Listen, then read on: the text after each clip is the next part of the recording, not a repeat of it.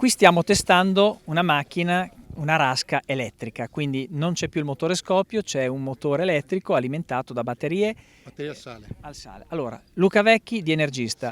Sì. Come nasce questa idea di fare questo dispositivo che non inquina dal punto di vista acustico, ma anche dal punto di vista ambientale, insomma non emette fumi? Questo qua nasce dalla necessità di salvaguardare l'ambiente. Attualmente i pescatori pescano con dei motori endotermici da 6 cavalli e quindi questo prodotto serve per evitare l'inquinamento in mare e migliorare la qualità della vita.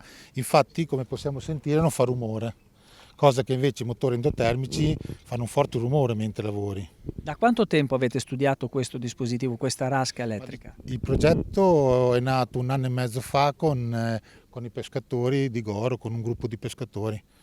Abbiamo cominciato a pensare di progettare un prodotto specifico che sia in grado di soddisfare le sue attività di pesca. Ecco, c'è anche la cura del design, insomma, intanto la linea, ma anche i colori, insomma, che richiamano un po' anche a certe ditte automobilistiche. Ecco, esattamente, diciamo che abbiamo voluto dare questo colore, quantomeno nel prototipo, nel primo prodotto, che evoca un po' le eccellenze emiliane dei motori.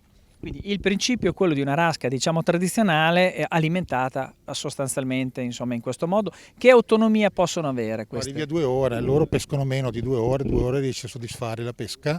Poi questo prodotto sarà ricaricato con i pannelli solari sulla barca, quindi non ci sarà neanche, diciamo, l'alimentazione della rete.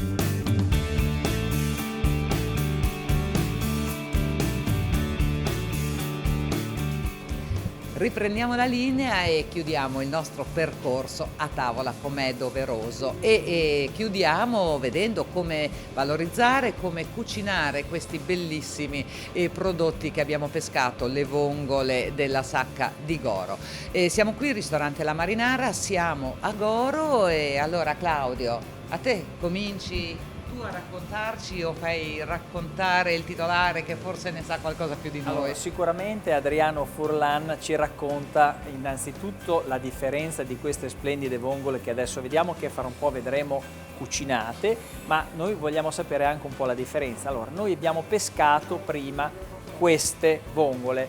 Adriano, allora raccontaci le differenze anche in cucina, come vengono valorizzate.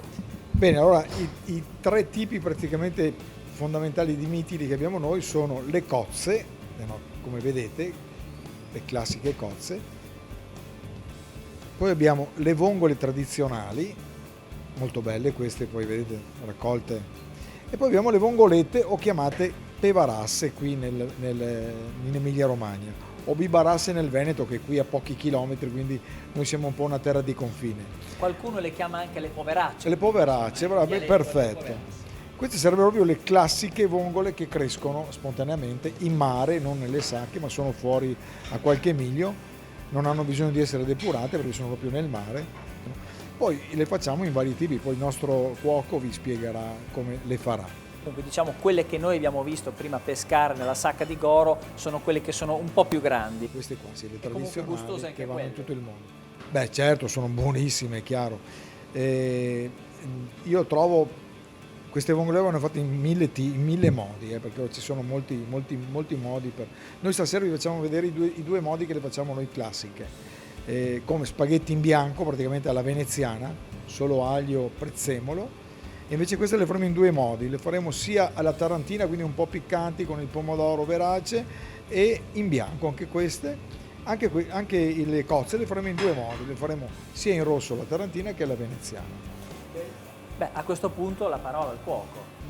La parola al cuoco, direi, anche perché adesso chiedo conferma, non so se sia vero o no, ma dopo chiederò al cuoco.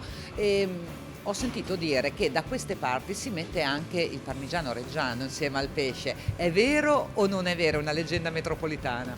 Siamo molto curiosi, In realtà sarebbe, come dire, non si potrebbe dirlo da nessuna parte, perché se mi sente l'amico Vizzani mi castiga, però in realtà io conosco Vizzani e in realtà io le faccio perché mia madre mi ha insegnato a fare proprio queste, se può le vongole così, in rosso con il parmigiano reggiano.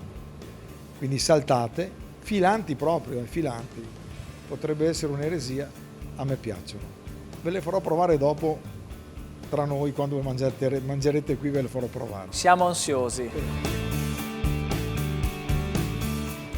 E adesso, dopo aver spiegato un pochino le differenze, vediamo che cosa succede davvero sui fuochi, sui fornelli. A spiegarcelo Davide Zampieri, che è il cuoco del ristorante. Allora, cominciamo con i lupini. Tu già hai 2 padelle sul fuoco, una in rosso, una in bianco. Esatto, sì, abbiamo fatto una base. Allora, normalmente le vongole andrebbero bianche, però noi abbiamo una ricetta nostra che è molto gradita, che sono rosse, oppure la tarantina, come preferite chiamare.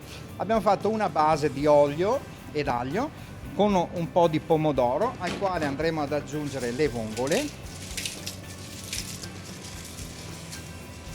Poi le lasciamo Quanto tempo devono stare lì? su 5 minuti circa, tempo di aprirsi, insomma la vongola poi si copre con un coperchio e si apre da sola, insomma si apre con il vapore, insomma. L'altra vongola invece la facciamo in bianco, sempre un soffritto di aglio ed olio, mettiamo un po' di vongole, la facciamo soffriggere e sfumiamo con un po' di vino. Ah, ecco. Quello lo mettiamo solamente in quelle in bianco. Quello in bianco, perché qua poi andrebbe ad inacidire il pomodoro, insomma.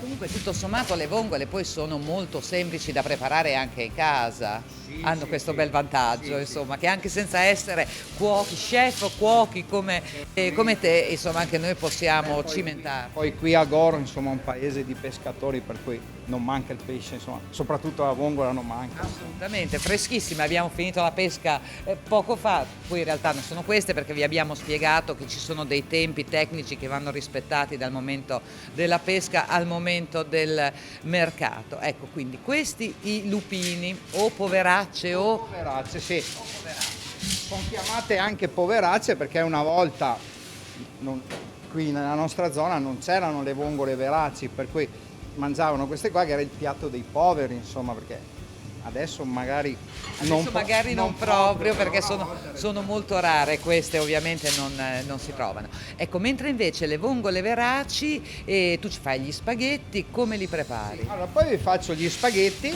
e facciamo pur sempre una base di olio ed aglio, sfumiamo poi la vongola con un po' di vino bianco, ci metto un po' d'acqua di cottura per l'amido, che così dà anche un po' di...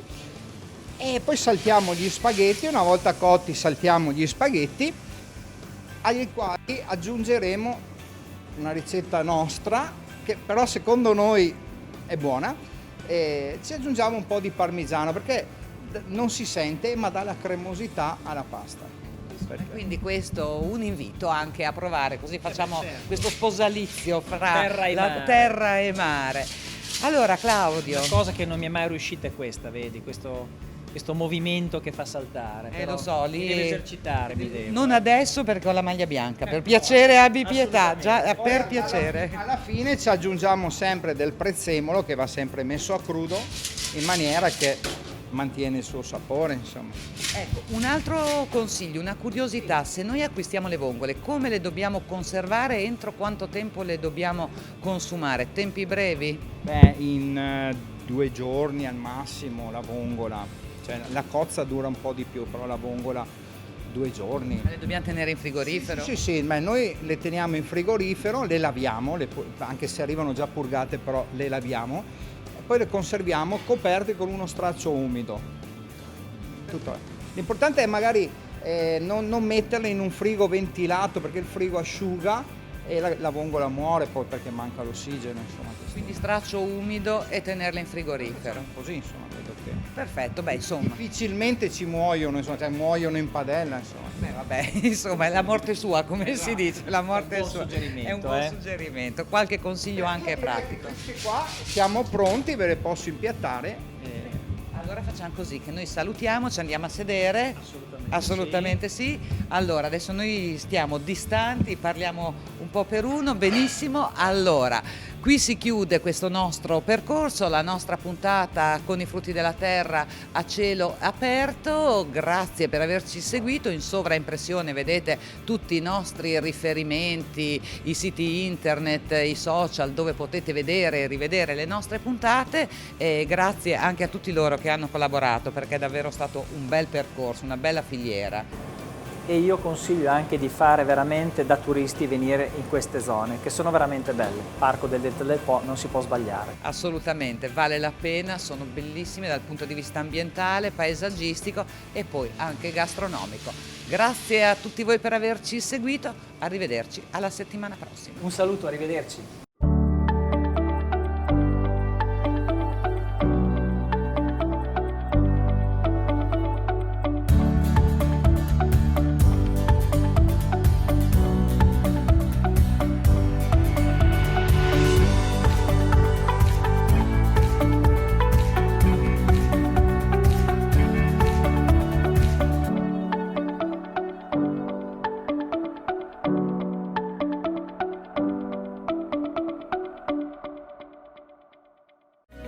In collaborazione con